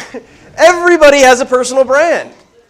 And it's how other people see you and how other people think about you and how your judgments, your classes, you're a CS major, they're going to judge you. That's part of your brand. Your brand is who you are. And if you don't feel like you have a brand, it means you're not participating in the narrative. You're taking these classes and you're not owning it, or you're not deciding to share what's happening in your life. You're probably not sharing on LinkedIn what's happening. But your personal brand is the combination between what you want to be known as and what other people think about you. And really, at the end of the day, that's a choice that you have to participate, because your brand precedes you. And it's the reputation that precedes you. Oh, you want to hang out with that person. Oh my gosh, that person's cool. Jeff Bezos says that your brand is what people are talking about when you're not in the room. That's partially true, but your brand is what you like to do for fun.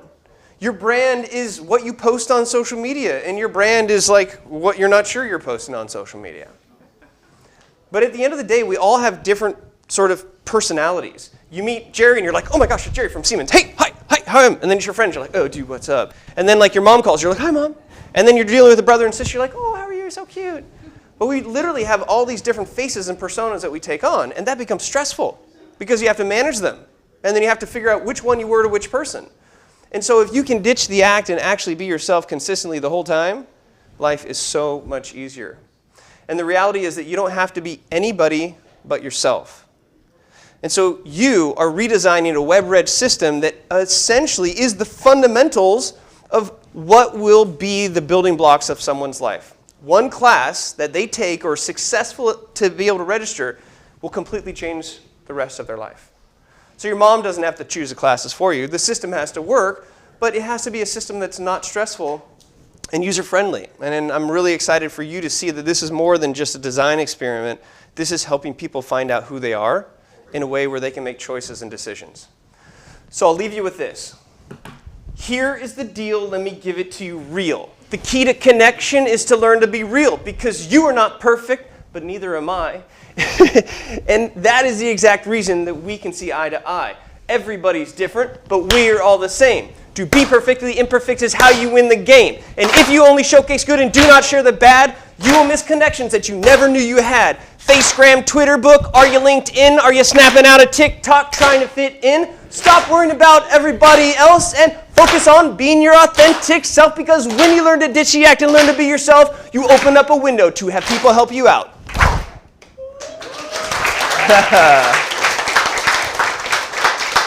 So there you have it. There you have it. One class, whether your mom chooses it or not, will change your life. And that means what you're working on is life-changing. So I commend you, and now I'll hand it over to the Master of Ceremonies. Ladies and gentlemen, put your hands together for the one and only Hollywood! Do you want to put your computer on here? All right. How are we feeling? Nervous! Nervous, scared, I don't know. Yes, yes. So, firstly, we wanted to share with you some data of, I told you guys in Discord that the race was this close, in case of votes, like literally this close. I have Austin. Austin? Wait, judges are coming back. Round of applause for the judges.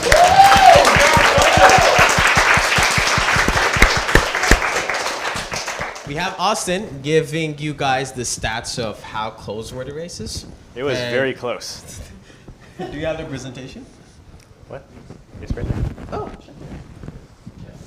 Watch out for the camera. You can go next slide. All right, so it was a tight race. As you all know, we sent out your prototypes to the whole student body. Like, who does that for a competition like this? 40,000 kids saw your email, and they actually tested your prototypes, and we're fortunate enough to have at least 600 to 700-ish actually respond to the survey and check out your stuff.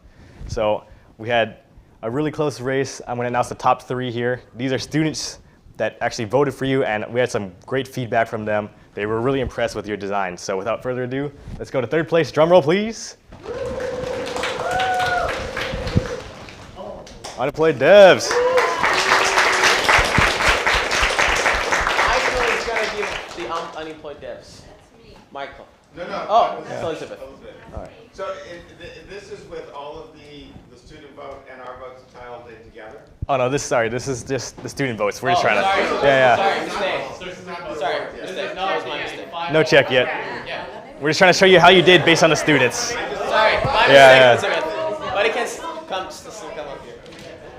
So again, not. So just to clarify, student votes were 40% of your scoring, based on what rank you got among the students, of which it was very close, and then 60% is based on how the judges ranked you. And so these are the top 3 and 4 student. That was my mistake. So that was 158 votes for unemployed devs. And Now let's hear 2nd place. Drum roll. Go. Tautology. That's it. 3 vote difference, guys. Just 3 votes. Yeah, if y'all. Some of you guys like sharing links on Instagram and all. Like, these are from, some of these votes came in like last night and won by. We got 20, 30 more votes overnight, so it was a really close race. Like if you noticed, 158 versus 161, that's crazy. All your guys' Instagram stories worked. For our top student choice. Drum roll.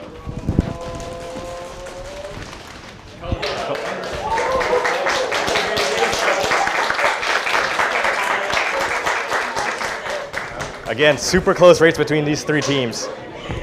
All right, but those are not the winners. Those are not the winners because we had the judges also deliberating for 20 minutes trying to pick the best team out of the 5 to be given out this.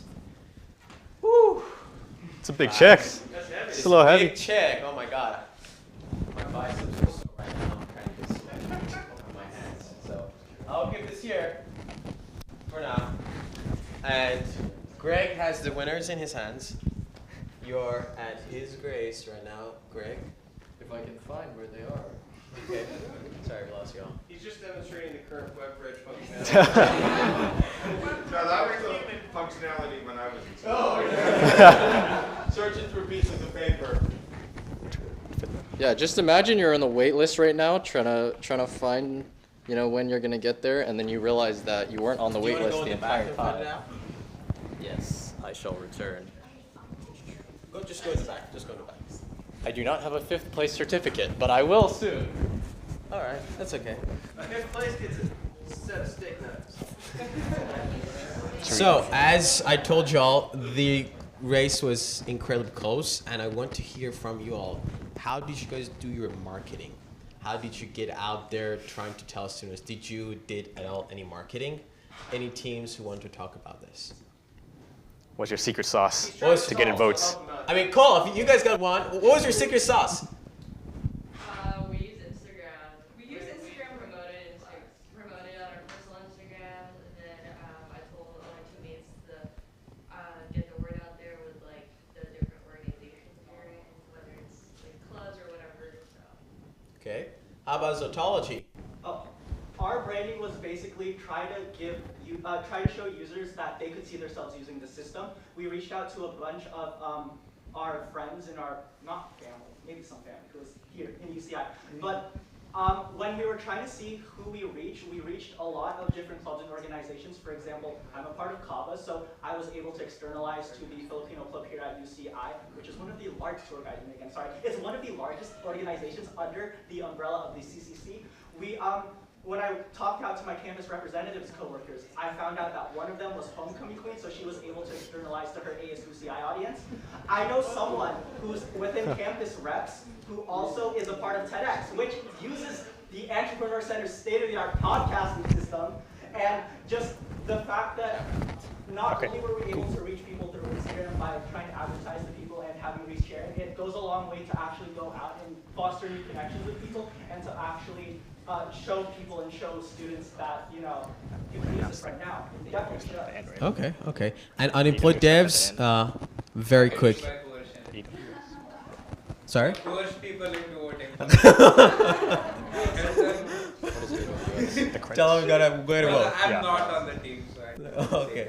Unemployed devs. I'll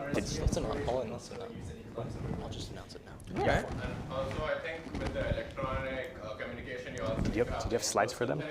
Or just the student choice? about this competition and tell them to Okay. Amazing. We are very short on time, so we're just gonna move on to. We're back. I've reloaded paper in the printer. By the way, what we're talking about tonight, we said it's going to be fun, but things are going to go wrong. And so this is first, I have an announcement. Okay, I have to These tell guys, who's going to do it. However many things have gone wrong, they continue to stand up there and make this happen. So round of applause for our first place organizer. And yeah, thank you. You should all be very glad you waited because we have a new surprise for all the teams here. More money. This time in everyone's favorite type of money. AWS credits. Yeah. And we will be giving out a total of 2,500 AWS credits. And you 4th and 5th place teams, right, we had prizes for 1st place and 2nd place and 3rd place. And 4th and 5th place teams are going to get some extra stuff. So 350 of those dollars, each team, 1, 2, and 3, will get 350 AWS credits, dollars of AWS credits. And then 4th place team gets $800 of AWS credits. And the 5th place team will get $600 of AWS credits. So you guys all walk out of here with big pockets. Yeah, big thanks to Ed for getting us those credits. Thanks to Ed for making this happen. No one's. This is our commitment to appreciating your efforts in any way that we can. That we all know that you have put in great effort, no matter the result. Trying to appreciate you for the time and the commitment that you have put in this hackathon. All right. And now we will announce our top 5. There's only 5, but the order of the 5. And with 5th place, we have, drumroll, Professor H.P. Lee Fan Club. And you may come up here. Come up here. You get pictures. Okay.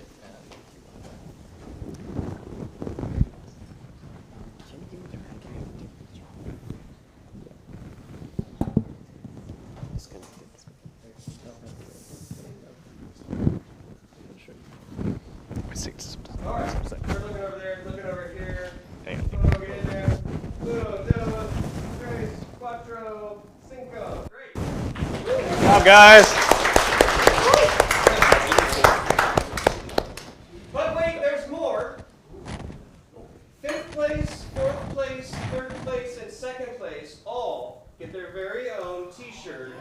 I'm an entrepreneur. Fresh off the press. You'll be the first people to get these. And the 1st place team also gets a shirt, but it's a special shirt. Ooh. So it'll be hard to get all the size and stuff now, but we'll figure it out. So come back and we will get you an actual shirt your size. This is probably not your size. But congratulations, because you all get an I'm an Entrepreneur shirt, and that's exactly what you are.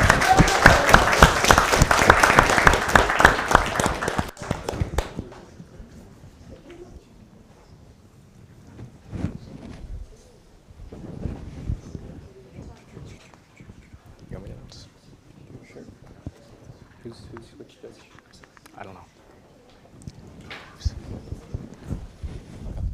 Let me just make sure I get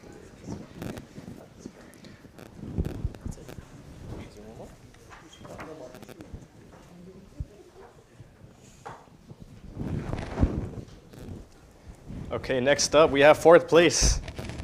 Now again, you're not going home empty-handed, so don't feel bad. You all did great. Without further ado, let's get a drum roll, please. 4th place is Zadi Hotties. Give yourself a round of applause.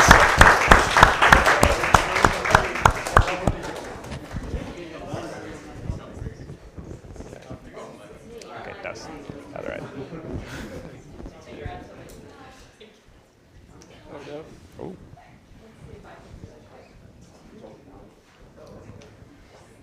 Michael's coming down too.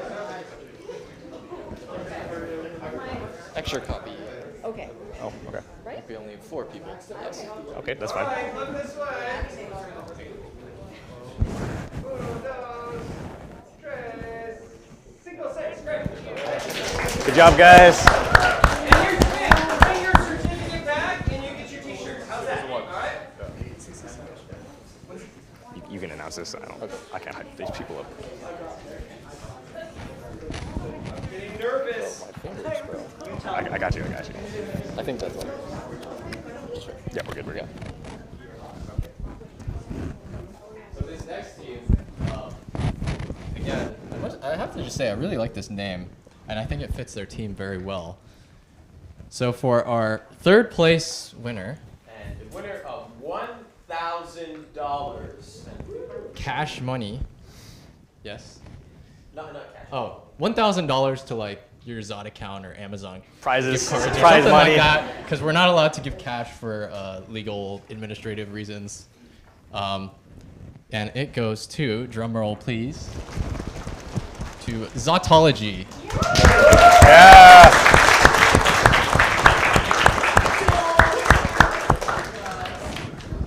Bro, come on.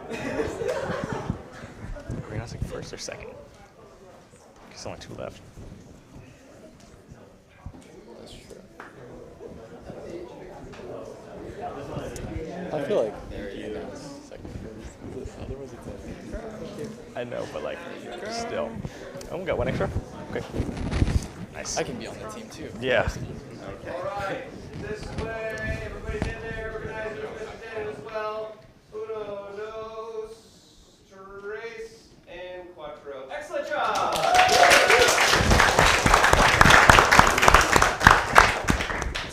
All right. We're doing second or first? I guess second first. We'll do second. Second? We're down to 2 teams. Who's gonna win? Ooh, okay. The suspense is killing you guys, I Should we know. do second first or no? Yeah, do you announce second first or first first? Okay. First? First or second Okay, first? we have a... Just announce already. No, wait a second. We're gonna announce second first. We're gonna announce second first. Second first. Second first. Second first. Oh. So our second place team, Winner of $2,000. $2,000 and $350 of AWS credits. Woo! Drum roll. And that goes to unemployed devs. Yeah!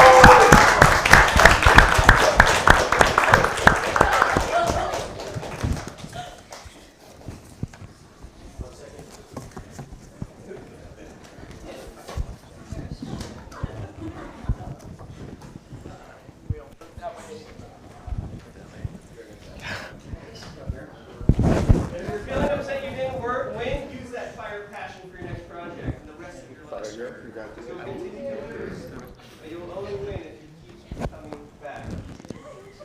All right. Picture. Winner, second place dinner. Excellent. Hey, seriously though, teamwork. That's it, yep.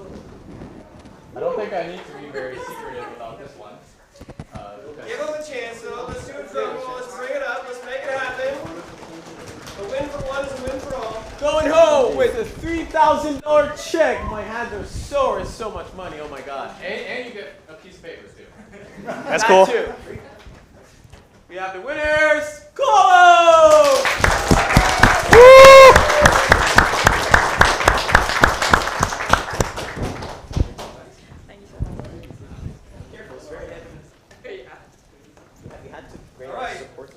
And check this out. This is the first that we've given away of these. And you all get your sizes, these are larger. These are founder shirts. There you go. There's your founder shirt. Founder shirt too. You can exchange it for a size, but you can have it here. Founder shirt. There you go. And these are unisex sizes, and they are sustainably sourced, and they're multicolored, and we made sure to make them nice. Okay, cool. You just have them there. All right. Okay, I'm coming back here for the photo. Congratulations, ladies and gentlemen. Big round of applause.